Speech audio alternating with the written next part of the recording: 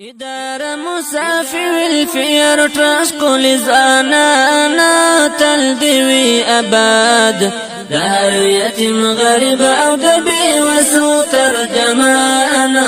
تلدوي أباد إدارة مسافر الفير ترسكول زانانا تلدوي أباد دار يتم غريب أو دبي وسو ترجمانا تلدوي أباد پټول ثوابای کی دبی وسو کفالت کړی د خلقو خدمتنا په اخلاص او صداقت کړی پټول ثوابای کی دبی وسو کفالت کړی د خلقو خدمتنا په اخلاص او صداقت کړی د کندو یتیمانو مدد کړی دوی په خشانه